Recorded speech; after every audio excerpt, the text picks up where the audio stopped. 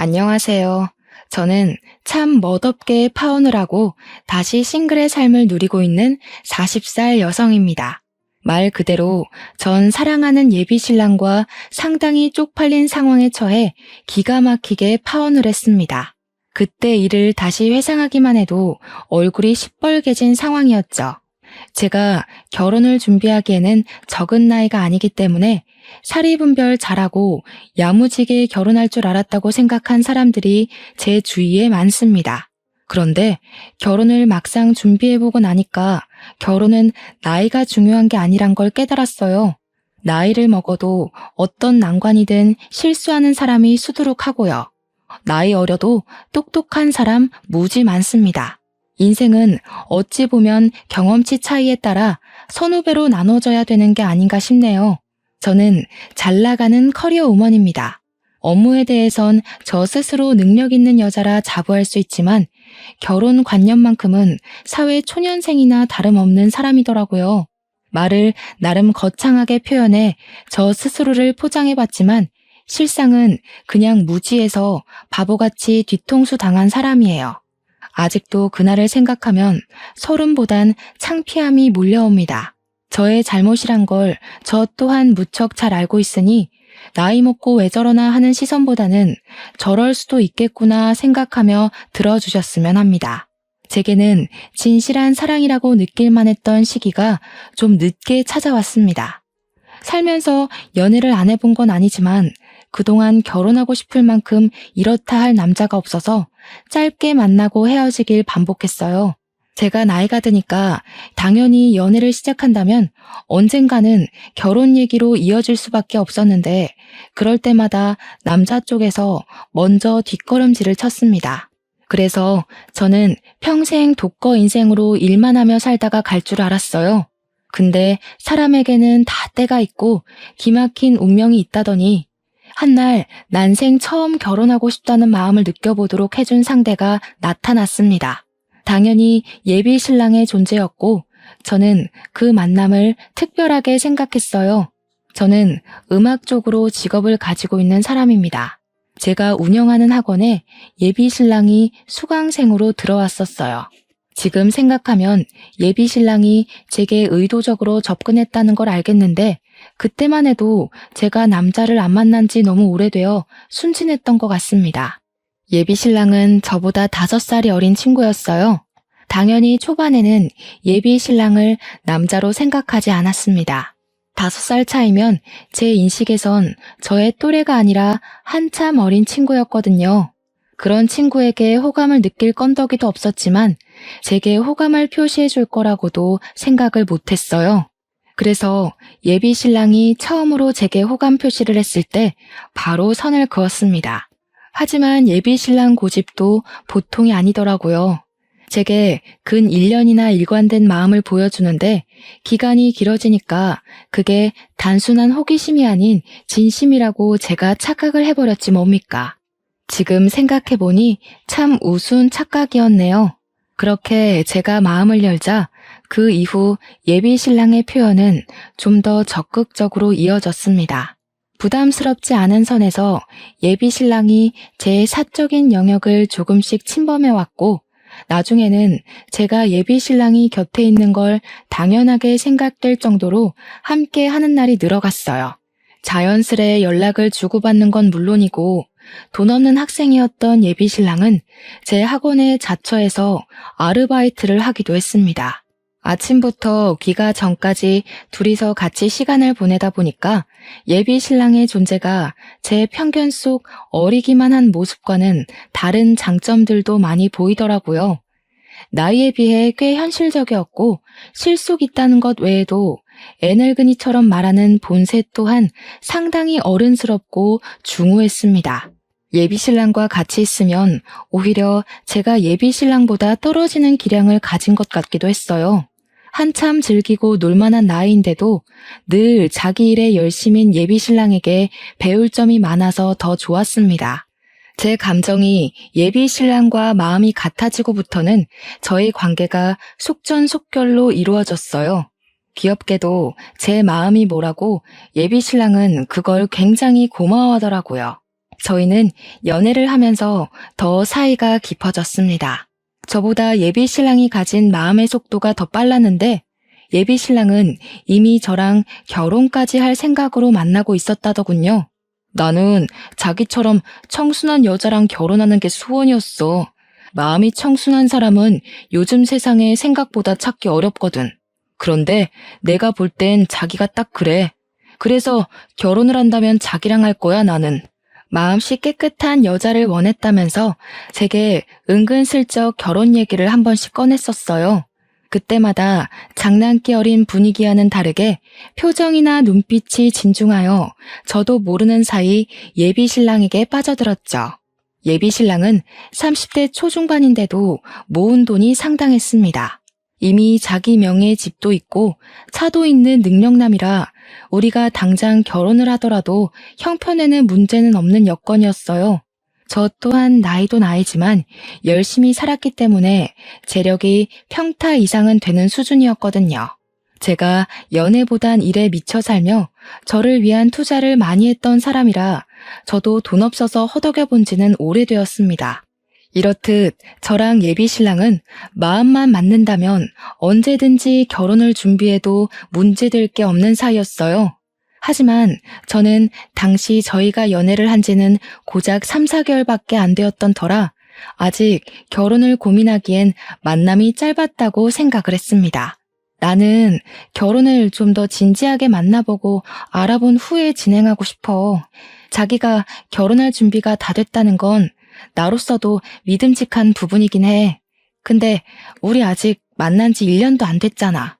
나는 시간에 쫓겨서 급하게 결혼하고 싶진 않아. 고맙게도 예비 신랑은 제 의견을 존중해주며 더 이상의 진도는 서두르지 않았어요. 덕분에 마음 편히 한 2년 가까이 사귀다가 드디어 결혼을 약속하게 되었는데 그때는 제가 40살이 되었기 때문에 더는 고민할 수가 없어서 결단을 내리게 되었습니다. 결혼을 평생 안 할 거면 예비 신랑과 가벼운 만남만 가지다 헤어졌겠지만 저도 함께하고 싶은 사람이 생기면 결혼을 해야겠다고 생각은 하고 있었거든요. 그래서 저는 그 당시 결혼하고 싶은 사람이 생겼고 30대까지 내 삶을 즐겼다면 앞으로의 인생은 동반자와 함께 걸었으면 좋겠다 싶어서 예비 신랑의 청혼을 받았던 것입니다. 저는 결혼 준비를 하면서 웨딩드레스를 맞추고 식장을 맞추고 신혼집 알아보고 하는 게 전부 즐거웠어요. 사랑하는 사람과 함께할 새로운 미래가 너무 기대되어서 기분이 한껏 부푼 상태였죠. 하지만 여기까지가 제게 가장 설레고 좋았던 순간이었고 그 뒤로는 불길함의 징조가 하나둘씩 나타나기 시작했습니다. 제게 이상한 일이 일어나기 시작한 건 바로 양가 어른께 인사를 드리면서부터였는데요. 저희 집에 인사 간 것까지는 별다른 문제가 없었거든요. 그런데 예비 시댁에 갔을 땐 좀 이해할 수 없는 일들을 겪었습니다. 예비 시댁에 들어갔더니 예비 시모가 특히나 저를 엄청 반겨주었는데요. 예비 신랑이 화장실 간 사이 집 구경시켜주겠다며 저를 데리고 막 돌아다니다가 예비 시부모 방까지 들어가게 됐거든요. 그런데 예비 시부가 쓰는 책상에 웬 모르는 젊은 여자 사진이 하나 있더라고요. 그 옛날 책상들 보면 유리로 덮인 책상 있잖아요. 그 안에 젊은 여자 사진이 끼워져 있었어요. 예비 시모의 젊은 모습이라고 하기엔 사진 자체가 너무 현대식이라서 예비 시모는 아닌 듯 했고 예비 신랑한테 여동생이나 누나가 있냐고 하니 그건 또 아니었거든요. 웬만하면 모른 채 할 수도 있었지만 책상에 끼워놓을 정도면 어느 정도 소중한 사람이라는 거 아닙니까? 그래서 저는 대놓고 예비 시모한테 물어봐야 했어요. 물론 혹시 실례될 질문일지도 모르니 빙빙 둘러서 말입니다. 어머님, 이분은 누구세요? 대영 씨는 외동이라고 알고 있는데 혹시 어머님 젊었을 때예요? 되게 미인이시다. 옛날 사진을 요즘식으로 인화하신 거예요? 그렇게 물었더니 예비 시모가 자기 아들 자랑을 술술술 하다가 제가 가리키는 걸 보곤 급당황을 했습니다. 그리곤 사진에 대한 얘기는 생략하고 이상한 동문서답을 했어요. 이제 그만 밥 먹자더니 저를 데리고 급하게 거실 밖으로 나와버렸죠. 어르신이라서 그런지 아니면 제가 정말 물으면 안 될 일을 물어서 그런 건지 예비 시모 행동이 너무 부자연스럽더라고요. 그렇게 수상쩍게 나오는데 제가 더 궁금하지 않겠습니까? 일단 예비 시댁에선 마무리 잘하고 나와서 예비 신랑한테 따로 그 사진의 존재를 물었습니다. 엄마가 그 사진 아직 안 치웠나 보네? 사실 내가 지난번에 전 약혼녀 얘기한 적 있잖아. 걔랑 결혼까지 갈 뻔한 사이였는데 걔가 알고 보니 자기 집 형편을 사기쳤더라고. 그래서 파혼한 사람이야. 그러니까 한마디로 전 약혼녀 사진이 버젓이 있다는 겁니다. 그런데도 예비 시부모가 전 약혼녀 사진을 갖고 있는 건 예비 시댁과 그녀가 많이 친했었다고 그래서 그녀의 소식을 가끔씩 궁금해한다고 하는 겁니다. 예비 신랑은 제가 괜히 신경 쓸까봐 그는 그녀 욕을 더 하면서 자기 입장에서는 꼴도 보기 싫은 여자라고 했습니다. 예비 신랑이 파혼했다는 이력을 못 들은 게 아니었기에 그냥 싶었는데 그 변명 자체가 제게 그리 개운한 변명은 아니었어요. 도대체 전 약혼녀랑 집안이 얼마나 가까웠길래, 도대체 그녀가 얼마나 자기 집 형편으로 사기를 쳤길래 책상에 사진까지 보관할 정도로 좋았던 관계가 파혼으로 치달았나 궁금했습니다. 물론 전 약혼녀랑 파혼하는 덕에 제가 예비 신랑을 만난 거라 당시에는 그저 그녀가 예비 신랑을 놓쳐줘서 고맙게만 느껴졌어요. 그렇게 결혼식 날짜가 3주 뒤로 바짝 다가왔습니다. 저와 예비 신랑의 관계는 여느 때처럼 돈독했어요. 당시 저는 앞으로 다가올 성대한 식을 위해서 살도 빼야 하고 피부 관리도 해야 하고 신혼여행지도 알아봐야 하고 이런저런 일들 때문에 정신없이 보냈는데요. 그 때문에 예비 시댁에서 봤던 그 사진 여부에 대해선 까맣게 잊어버리고 있었습니다. 그렇게 한창 바쁘게 지내고 있던 날 제게 문자 하나가 왔어요. 모르는 번호였지만 결코 무시할 수 없는 저를 향한 경고 메시지 같은 거였는데요. 저더러 현재 만나고 있는 사람이 김대영 씨 맞냐고. 그 사람 사기꾼이니까 결혼하지 말라는 간결하고도 강한 경고가 날라왔었어요. 느닷없이 날라온 문자는 황당한 내용이었음에도 불구하고 제 등골에 초름을 쫙 일으켰습니다.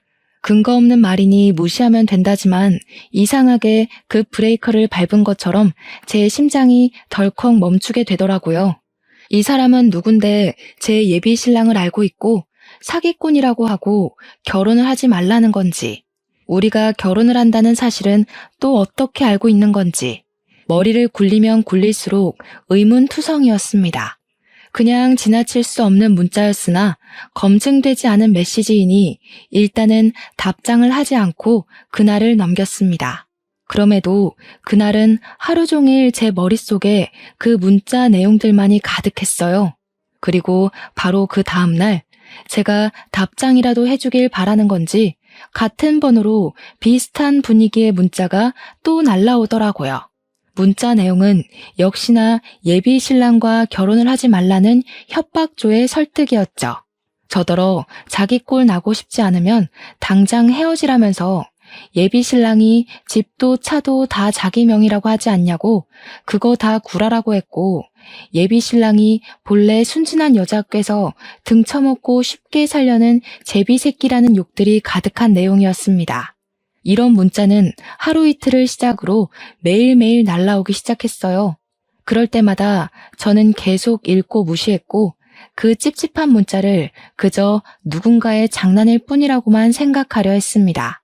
하지만 그런 부정의 문자를 계속 받다 보니 점점 정신이 이상해지는 것 같더라고요.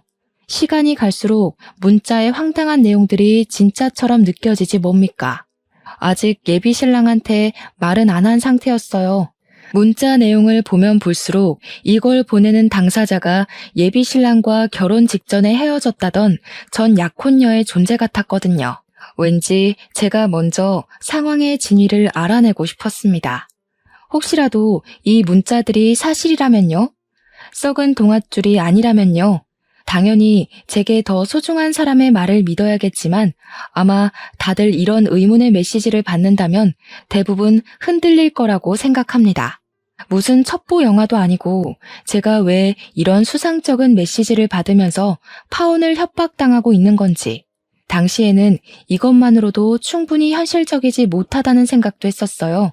믿어야 되나 말아야 되나 그걸로만 고민한 지 한 2주 정도 되었을 때 저는 더 이상 혼자서 이 사실을 감당 못할 거라고 보고 예비 신랑에게 그간 받았던 문자 내용을 밝히기로 마음을 먹었습니다. 그래도 결혼식을 일주일 앞둔 예비 신부 입장에서 당연히 예비 신랑 쪽을 믿어야겠다는 일말의 신의로 물어본 거였죠. 대체 이 여자는 누군데 자기더러 사기꾼이래? 대꾸 안 하려고 했는데 솔직히 내가 결혼할 남자로 자꾸 이런 소리 들으면 나 좀 불안하거든. 제가 받은 문자를 보자마자 예비 신랑은 사색이 되더니 깜짝 놀라더군요. 그러고는 왜 진작 얘기 안 했냐고 갑자기 성질을 내더라고요. 그러다가 또 혼자 진정해서는 저를 안아주었습니다. 내가 예전에 전 약혼녀 얘기했었지. 걔가 나한테 집안 사기쳐서 파혼했다고 했잖아. 나한테 보복하려고 너 신상캐서 이 짓 하는 것 같은데 당장 차단해. 상대해줄 가치도 없는 여자야. 보복을 무슨 이런 식으로 하는데? 내 번호는 또 어떻게 알아서 이러는 거래? 이거 엄연히 범죄야. 자기도 이 여자가 이러는 거 몰랐을 정도면 이거 경찰에 신고해야 돼. 하는 짓이 정말 스토킹이잖아. 원래 뭐 없는 애들이 더 그리 추잡하게 나오는 거야. 그런 애들은 신고해도 답이 없어. 내가 진짜 알아서 할게. 돈 몇 푼 쥐어주면 더는 안 이럴 거야. 돈 몇 푼을 쥐어주는 것도 제 입장에서는 이해가 되지 않아서 예비 신랑을 말렸습니다. 그냥 신고하면 경찰이 생각보다 깔끔하게 처리해준다고 말했더니 예비 신랑이 절대적으로 자신이 알아서 하겠다는 의사를 보이더라고요. 그렇게 혼자서 갈팡질팡한 태도를 보이던 예비 신랑은 제 휴대폰을 가져가더니 전 약혼녀 번호를 차단했습니다. 이미 그런 행동만으로도 예비 신랑의 존재가 제게는 부자연스럽게 비쳤어요. 하지만 문제는 제게만 오는 문자가 아니었다는 겁니다. 문자는 그저 약과에 불과했는데요. 한날 엄마한테서 전화가 오더라고요. 받았더니 뭐라는 줄 아시나요? 아직도 이 부분은 기가 찹니다. 선주야, 나한테 이상한 문자가 하나 왔다. 어떤 사람이 네 신랑더러 뭣도 가진 것 없는 빈털털이니까 집안 망하기 싫으면 딸 결혼 말리라면서 이상한 소리를 하네. 이게 다 무슨 말이니? 이 문자 받고 네 아빠랑 얼마나 놀랐다고. 이때부터 저는 이게 예산일이 아니라는 걸 본능적으로 느꼈어요. 그 여자가 도대체 우리 엄마 연락처는 또 어떻게 알아낸 건지 이젠 어처구니가 없더라고요. 저는 일단 엄마를 안심시킨 후에 그 여자를 수신 차단하라고 시켰습니다. 그리곤 예비 신랑한테 제 엄마 사정까지 얘기를 했어요. 우리 엄마 전화번호까지 알아냈어. 이래도 내가 이걸 그냥 넘겨야 하는 일이야? 결혼식까지 얼마 안 남았는데 이 여자 하는 짓이 점점 더 심해지고 있잖아. 이러다 이 여자가 우리 결혼식까지 찾아와서 깽판 치겠어. 미안해. 나도 얘가 이렇게 정신 나간 애인 줄 몰랐어. 어떻게든 내가 알아서 처리할게. 우리 결혼은 아무 문제 없을 거야. 지난번에도 알아서 하겠다고 신경 쓰지 말랬잖아. 그런데 자기가 아무것도 못할 동안 이 여자가 지금 우리 엄마 전화번호까지 알아낸 거 아니야. 이런 소리 하기 싫은데 왜 자기 과거 여자 때문에 우리 부모님이 불안에 떨어야 돼? 나 이거 신고할래. 기분 나빠서 못 참겠어. 제발 나 좀 믿어줘. 얘가 아무래도 내가 찾는 거 눈치채고 갑자기 숨어버린 것 같아. 얼마 전에 마주쳤는데 도망친 이후로는 못 찾고 있어. 이러면 경찰에 연락한다고 해도 말짱 도루묵이야. 나 조금만 믿고 기다려주라, 응? 우리 결혼식은 절대 차질 없게 할게. 예비 신랑은 제게 절절매며 사과를 하더니 한 3일은 연락이 없었습니다. 우리 결혼식은 고작 4일 앞으로 다가왔는데 갈수록 뭔가 잘못되고 있는 듯해 불안했어요. 그렇게 3일 뒤 새벽 늦게 예비 신랑한테서 문자가 왔는데 혹시 전 약혼녀가 찾아간다면 절대 문 열어주지 말라는 연락이었습니다. 이건 또 뭔 소린가 싶어서 보자마자 화가 났어요. 저는 신혼집 들어가기 전까지 부모님 집에 머물고 있는 중이었거든요. 혹시라도 무슨 일이 생길지도 모른다는 예비 신랑의 주의를 듣자 온몸에 공포가 싹 오르더라고요. 그날 예비 신랑과 통화를 하면서 어떻게 된 사정인지 물었는데도 예비 신랑은 전 약혼녀를 만나지 못해 찾기만 하다가 포기를 한 상태라고 했습니다. 그래서 혹시 우리 집을 찾아가기라도 할까봐 미리 주의를 주는 거라 했어요. 그러면서 미안하다는 말까지 꼭 덧붙였고 피해는 없도록 하겠다는 신뢰성 없는 말로만 저를 위로했죠. 그 일 때문에 예비 신랑과 새벽 내내 통화를 하느라 밤잠을 샌 저는 피곤한 몸으로 출근을 강행했습니다. 그리고 문을 열고 나가자마자 풍기는 악취 때문에 선조름마저 다 깼을 정도로 놀라고 말았어요. 대체 이게 무슨 냄새인가 싶어 주위를 둘러보다 발견을 한 건데요. 세상에나 우리 집 대문 뒤에 웬 사람 똥이 있는 거 아니겠어요? 그냥 모양새나 굵기 등을 봐선 분명 사람 똥 같았습니다. 그리고 그게 조금 뭉개져 있었는데 밟은 것도 아니고 누가 인위적으로 손을 이용해 퍼낸 모양새로 놓여 있더군요. 그 모양새가 가리키는 징조는 바로 제 눈앞에서 확인이 되었어요. 우리 집 바깥 문고리에 똥이 처발려서 굳어 있더라고요. 저는 그 자리에서 악 소리를 지르며 기겁하고 집 안에 들어갔습니다. 제 비명소리에 부모님이 저를 걱정해서 뛰쳐나왔고 저는 부모님께 상황 설명할 새도 없이 그 자리에서 바로 경찰서에 신고를 해버렸어요. 얼마 뒤 경찰이 우리 집을 찾아왔는데 제가 사정을 설명하기도 전에 문 밖에서 이미 상황 파악을 한 듯 했습니다.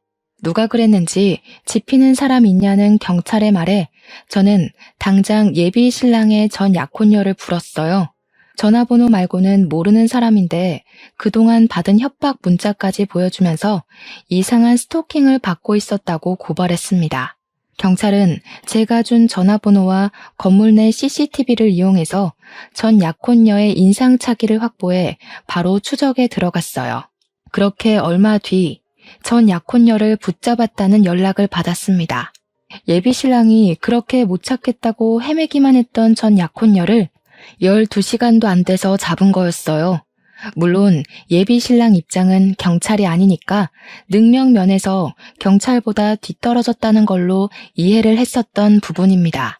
어쨌든 저는 경찰 연락을 받자마자 당장 그 여자의 두꺼운 낯짝을 확인하고 싶었어요. 그날 연차를 낸 저는 서둘러 경찰서에 달려갔고 그곳에서 범인이라고 앉아있는 한 여자를 보았습니다. 제가 생각한 것과 달리 너무 순하게 생긴 시골 아가씨가 한 명 있었어요. 전혀 나쁜 짓 할 것처럼은 안 생긴 분위기였단 뜻입니다.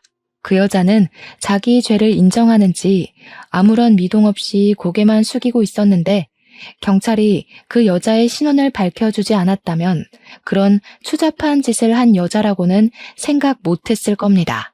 경찰 덕분에 저는 그 여자가 전 약혼녀라는 걸 알았고 바로 그 전 약혼녀를 붙잡고서 그동안 받았던 스트레스를 쏟아냈어요. 도대체 당신 정체가 뭐야? 우리한테 왜 이래요? 이미 대영 씨랑 헤어진 사이라면서요. 그쪽이 대영 씨한테 사기쳐놓고 왜 대영 씨더러 사기꾼이라고 하는 건데요? 이거 엄연히 스토킹이에요. 이럴수록 그쪽만 더러운 꼴 당하는 거 몰라요? 그 인간이 그러던가요? 저보고 사기꾼이라고? 아주 살려고 발버둥을 치고 있구만. 저기요. 정신 똑바로 차리고 믿어야 될 걸 믿으세요. 40살이면 사회생활 좀 하셔서 사람 보는 눈 있을 거 아니에요. 그 인간이 하는 말 중에서 여태껏 확신할 만한 구석이 있었던가요?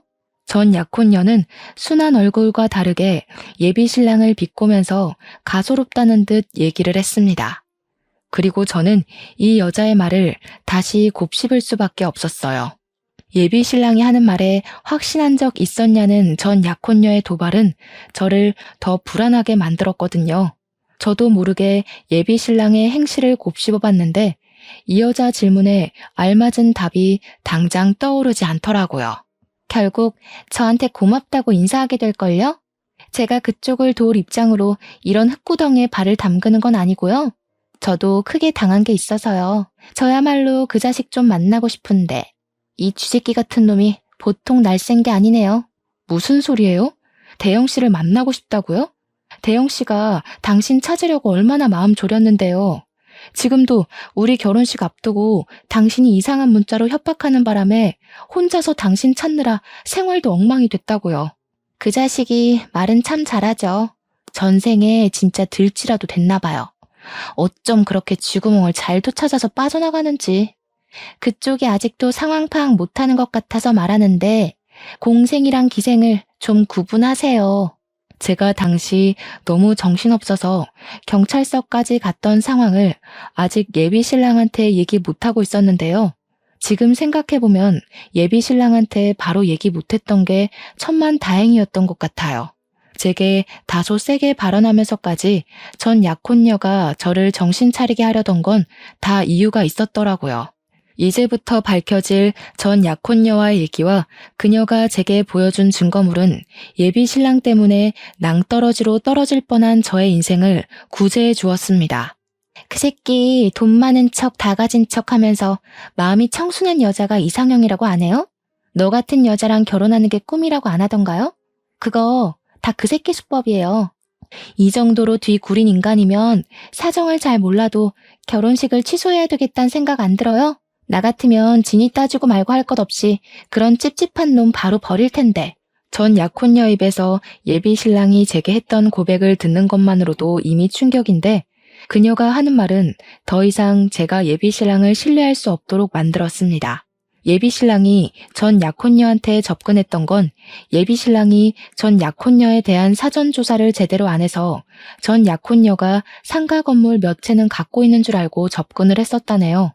뒤늦게 전 약혼녀에게 몇 억 가치의 건물이 없다는 걸 알고는 가차없이 버렸다고 했어요. 그런데 중요한 건 이런 수법을 당한 여자가 한둘이 아니었다는 겁니다. 전 약혼녀는 자기가 제일 긴 세월간 예비 신랑한테 사기를 당했다가 까였고 자기 부모님 통장을 훔쳐간 예비 신랑을 쫓기 위해서 이를 갈며 예비 신랑의 다른 약혼녀들까지 만나서 고소하기로 마음을 모아왔다고 했어요. 그러면서 제게 보여준 고소 동의란에는 무려 18개의 서명이 기재되어 있었습니다. 그 여자들은 제 눈앞에 있는 전 약혼녀를 빼고는 하나같이 예비 신랑보다 연상이었고 재산이 기본적으로 억대에다 직업은 한 자리 하는 사람들이라고 했어요. 그러니까 전 약혼녀는 예비 신랑의 실패작 같은 부분이었다는 걸로 해석이 되었습니다. 그래서 전 약혼녀와 만난 시간이 아까웠던지 그녀의 부모님 통장에 손을 댔었나 봐요. 모든 걸 세세하게 들었음에도 이건 결국 말뿐이라고만 생각하고 싶었던 게 당시 제 마음이었어요. 소중한 사람에게 당한 배신을 한순간에 믿는다는 거, 그거 정말 어려운 일이거든요. 그리고 예비 신랑을 향한 제 마음속의 기대가 단 한 톨도 남지 않을 때까지 믿어야만 돌아설 때도 미련 없이 등을 보일 수 있잖아요. 이 사람들이 우리 신랑이랑 관련 있다는 걸 어떻게 증명해요? 개인적인 앙금 때문에 일 꾸며서 우리 사이 망치려는 거 아니에요? 그쪽 집안 형편 안 좋은 편이라면서요. 괜히 우리 신랑 재력이 아까워서 붙잡고 싶은 거 아닌가요? 부정하고 싶겠죠. 저뿐만 아니라 고소에 동의한 여자들도 다 그쪽처럼 그렇게 부정했대요. 새파랗게 어린 놈한테 사기당한 게 쪽팔려서 모른 척 눈 감고 넘겼던 건데 아직도 그렇게 살고 있다고 하니까 늦게나마 깜빵에 넣고 싶나 봐요. 다들 저한테 뭘 보내줬는지 아세요? 저는 이미 심하게 흔들려 버렸지만 예비 신랑이 제게 보여준 진심이 거짓이었다는 걸 믿고 싶지 않아서 자꾸만 전 약혼녀한테 따졌어요. 어쩌면 저도 모르게 예비 신랑을 마음 놓고 돌아설 수 있도록 더 확실한 증거를 갈구했다고 봐도 될 것 같네요. 그렇게 저는 전 약혼녀가 마지막으로 보여주는 증거물에서 완벽하게 무너지고 말았는데요.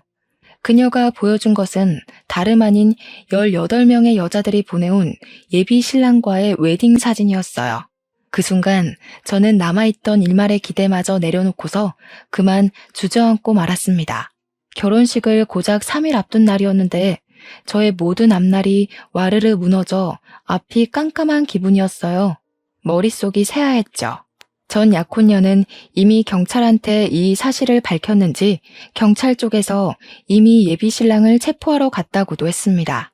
아니나 다를까 그 타이밍에 예비 신랑이 개 쌍욕을 하면서 들어오는데 제가 주저앉아 있으니 예비 신랑은 저를 보지 못한 채 전 약혼녀만 봤는지 예비 신랑이 갑자기 경찰을 밀치고서 전 약혼녀를 덮치러 뛰어오더라고요. 야, 이 거지 같은 년아.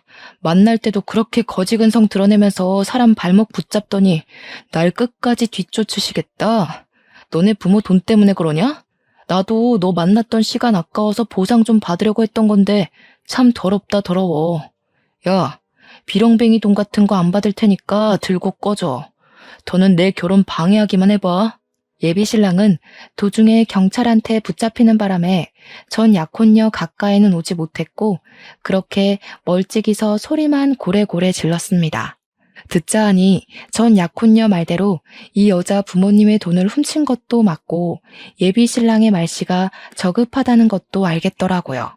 전 약혼녀를 대하는 태도만 봐도 제가 들은 모든 사실이 루머가 아니라는 것 정도는 눈치챌 수 있었습니다. 충격에 한참 주저앉아만 있던 제가 뒤늦게 자리에서 일어나니까 예비 신랑이 깜짝 놀라서 그대로 다리에 힘이 풀리더라고요. 그 처량한 꼴이 예비 신랑의 실체를 보여주는 것 같아서 더 울분이 터졌습니다. 예비 신랑은 경찰을 바로 뿌리치고 제게 달려왔어요. 자기가 왜 어떻게 여기 있어? 이 여자가 또 뭐라고 한 거지? 둘이 따로 만났던 거야? 이 여자 정신 나갔으니까 내가 연락하지 말라고 했잖아. 예비 신랑은 혼자서 극도로 흥분을 했다가 불안해하면서 금세 제 손을 잡아왔습니다. 이제 보니 이런 오락가락한 태도가 예비 신랑의 특징인 것 같더군요. 화냈다가 바로 꼬리 내리는 짓 말입니다. 뭐가 그렇게 놓치기 아까워서 나한테 끝까지 숨겼니? 네가 나한테 알아서 하겠다고 떵떵거려 놓고 정작 보여준 게 이런 꼴인데 내가 뭘 얼마나 더 믿어줘야 돼? 지금 이 여자가 하는 말보다 네 말이 더 개똥으로 들리는데? 그래, 알아. 그럴 수밖에 없겠지. 나는 저 여자 입노름에 당하고 있는 피해자고 저녀는 가해자니까. 작정하고 얘기를 꾸며온 사람이랑 밑도 끝도 없이 당하는 사람이랑 어떻게 말하는 수준이 같겠어. 예비 신랑은 제 손을 불끈 쥐고서 어떻게든 저의 돌아간 눈빛을 되찾으려고 노력했습니다. 하지만 제 머릿속의 생각은 온전히 한 방향뿐이었어요. 제게 믿음을 갈구하는 이 손으로 예비 신랑이 18명 여자의 뒤통수를 쳤다는 생각에 그저 화가 치밀어 오르기만 했죠. 이제는 저까지 해서 19명을 속인 셈이겠네요. 이 상태로 예비 신랑을 믿기에는 제가 너무 많은 걸 알아버렸고 온갖 정이 다 떨어져서 소름까지 끼쳤으니 예비 신랑한테 돌아가기엔 너무 멀리 와버렸습니다. 저는 예비 신랑의 손길을 바로 뿌리치곤 그대로 귀싸대기를 한데 뒤통수까지 2대를 날렸어요. 야, 이 정신 나간 새끼야. 나는 그래도 너 끝까지 믿으려고 했어. 누가 누구한테 사기를 쳐? 인생이 만만하니? 그렇게 심심했어? 어떻게 18명을 등쳐먹을 수가 있어? 저기요. 왜 다른 여자 말을 믿냐고. 내가 말했잖아. 저 여자 스토커 같은 거야. 나 자기한텐 다 떳떳하다니까. 왜 증명되지도 않은 루머를 믿고 그래? 네가 정상적인 새끼였으면 이런 상황이 꼬이지도 않았겠지. 누나들이 돈 좀 있을 것 같으니까 어떻게든 연상한테 붙어먹으려고 그랬니? 참 좋은 여자들로 잘도 골랐더라. 이런 것도 재주라고 봐주고 눈 감아줘야 되는 거야?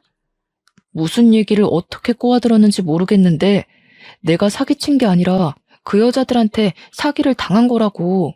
제정신이 아니고서야 어떻게 그 많은 사람들한테 한 놈이 사기를 치겠어. 어느 쪽이 좀 더 실현 가능한 일인지를 잘 판단해 봐야지. 무작정 듣는 대로 믿으면 어떡해. 예비 신랑은 정말 끝까지 잘못을 인정하지 않고 꽁무니를 빼더군요. 도대체 뭘 믿고 경찰서에서까지 발뺌을 하는 건지 놀랍기만 했습니다. 황당했던 저는 전 약혼녀 폰에 있는 18개의 웨딩 사진을 예비 신랑 눈앞에 들이밀었어요. 그러니까 이젠 뭐라고 하는 줄 아십니까? 그 여자들이랑 연애만 했대요. 하지만 사귀는 절대 친정은 없었고 단지 웨딩 사진을 찍기만 하면 관계가 파투났다면서 자기한테 그런 안 좋은 사주 같은 게 신 것 같다는 등의 해명을 하기 시작했습니다. 그 와중에도 저와의 결혼만큼은 밀어붙이고 싶었는지 자기의 파혼 팔자 좀 고쳐달라고 우스운 소리로 매달리지 뭡니까? 네 놈이 사람을 얼마나 호구로 봤는지 모르겠는데 하나 간과한 게 있다. 누나들이 너보다 배운 게 더 많아서 하찮은 제비 새끼한테 당한 거 쉬쉬 못 넘겨주거든. 돈 없이는 이 세상 못 살 것 같지? 깜빵 세계는 등 쳐먹으면서까지 돈 구걸 안 해도 잘 살 수 있는 곳이거든. 너한테 아주 딱인 곳이라서 우리가 친히 처박아 두려고. 감방 존재는 또 무서운지 예비 신랑이 시겁해서 무릎까지 꿇었는데요. 찌질하게 질질 짜면서 그제야 진실을 고백하더라고요. 사기친 것도 인정을 했고 저한테 부끄러운 짓을 한 것도 맞는다고요. 그러면서 또 갑자기 자기 집안 형편이 어려운 걸로 동정심을 사려고 하더군요. 그걸 보고 느꼈습니다. 여태 제가 예비 신랑을 많이 봐주고 좋게 좋게 넘어가 줬다는 걸요.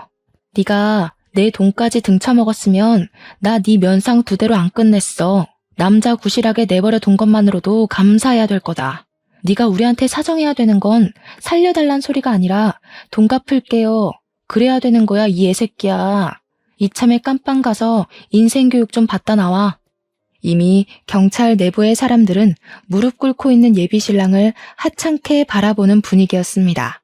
거기다 대고 전 약혼녀는 그런 예비 신랑 앞에서 그동안 예비 신랑이 사기쳤던 연상녀들 이름을 다 읊어주었어요. 변호사 선임비 많이 들겠다고 파이팅 응원을 해줬죠. 정말 제가 다 쪽팔려서 고개를 들기가 힘들었습니다. 저런 사기꾼 하나 알아보지 못하고 그동안 저놈 옆에서 시시덕거리며 보낸 세월이 모조리 창피함으로 남아버렸어요. 요즘 말로 흑역사라고 하나요? 사연 쓰는 곳이 아니었다면 제 지인들 앞에서는 감히 얘기를 꺼내보지도 못했을 정도로 민망했습니다. 그래도 저는 돈을 뺏기지 않아 다행인 셈이었어요. 다른 여자들은 예비 신랑한테 빌려준 돈이 상당하더라고요. 아마 제가 경제관념에서는 다소 냉정한 타입이라 예비 신랑이 은근슬쩍 보냈던 시그널을 못 알아챈 것일 수도 있습니다. 어쩌면 예비 신랑이 제게 돈을 뜯어가지 못해서 저와 결혼까지 진행하려고 했을 수도 있겠네요. 이래나 저래나 저는 운 좋게 나름대로 피해자 신세를 면했잖아요. 전 약혼녀들의 존재는 저를 공포스럽게 만들었지만 그들 덕분에 인생을 구제받은 셈이니 저는 예비 신랑 고소하는 데는 힘을 보태주기로 했어요. 다시는 이딴 사기꾼 새끼가 사람 마음 가지고 돈을 해먹는 일이 없도록 SNS에 신상까지 까발렸습니다. 저뿐만 아니라 18명 여자들도 전부 도움을 보태주는 덕에 예비 신랑 얼굴을 알리는 건 순식간이었어요. 아, 그리고 전 약혼녀는 저희 집에 똥 처바른 처벌을 따로 받게 되었는데요. 제가 그것만큼은 도무지 이해가 안 돼서 대체 왜 그랬냐고 다시 한 번 더 물었습니다. 그러니 전 약혼녀가 하는 말이 저한테 강하게 충격을 주지 않으면 또 예비 신랑한테 끔뻑 속는 피해자가 생길 것 같아서였다고 해요. 당연히 사람 똥은 아니고 개똥을 모아서 만들어 놓은 거라고 했습니다. 전 약혼녀는 뒤늦게나마 제게 진심으로 사과를 했어요. 그 여자의 말이 변명이었든 아니든 간에 제가 납득할 수 있을 만한 해명이었습니다. 실제로 제가 그런 강력한 방법 덕분에 제가 예비 신랑을 떼어놓을 수는 있었잖아요. 그래서 저는 전 약혼녀 쪽에서 문짝 전체를 배상하는 걸로 하고 합의해줬습니다. 그리고 고소 진행도 방지턱 하나 없이 속전속결 진행되었어요. 예비 신랑은 수많은 대상을 상대로 대략 6억 원가량을 상습 사기친 죄로 4년 유기징역에 처해졌다고 들었습니다. 제가 맞은 뒤통수의 세기에 비하면 아주 허망한 결론이었지만 그래도 불구덩이에 발 담그기 직전에 빠져나올 수 있어 다행으로 보려고 해요. 그런데 역시나 잘못 밟을 뻔했던 똥은 근처만 가도 냄새에 배이는 법인가 봐요. 예비 신랑이 잘못되었다는 사실 때문에 예비 시댁에서 제게 따로 연락이 왔었는데 저를 뭘 얼마나 봤다고 엄청나게 배신을 당한 것처럼 원망을 하더라고요. 내가 너 그렇게 안 봤는데 감히 내 아들을 감옥에 보내?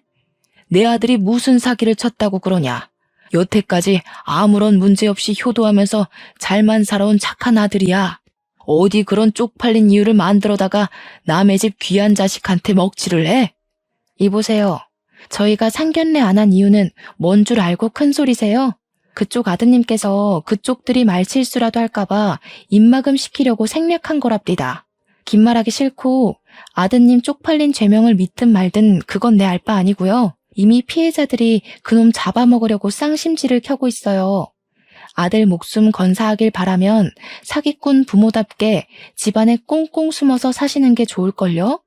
그날 예비 시모 전화를 깔끔하게 마무리했지만 왠지 이쪽 사정을 예비 신랑의 전 약혼녀한테 알려주고 싶더라고요. 예비 시댁에서 전 약혼녀랑 많이 친했었다고 했잖아요. 그래서 전 약혼녀한테 예비 시모 연락처를 넘기며 예비 시댁의 입장을 전달해 주었습니다. 그랬더니 전 약혼녀가 예비 시모한테 바로 전화를 걸었나 보더라고요. 예비 시모가 엄청 환대를 했다는데 거기다 대고 전 약혼녀는 자기 돈 내놓으라면서 당신 아들이 우리 부모님 돈 훔쳐갔다고 고래고래 소리를 질렀다네요. 예비 시모가 식겁하고 전화를 먼저 끊었는데 전 약혼녀가 끈질기게 연락을 하며 끝까지 돈을 갈구하고 있다고 했습니다. 그 말을 듣고 예비 시모 표정이 상상되어 얼마나 웃겼는지 몰라요. 동시에 좀 씁쓸한 감정이 밀려오는 건 어쩔 수가 없더라고요. 살면서 사기를 당하게 될 줄은 몰랐는데 그게 내가 사랑하는 사람 때문이라는 사실은 제게 큰 공허감을 주었습니다. 고작 별 볼 일 없는 사기꾼의 행각에 노란한 것이지만 그것에 제 인생 가치관이 크게 흔들려 버렸잖아요. 아마 당분간은 일에만 몰두하지 않을까 싶어요.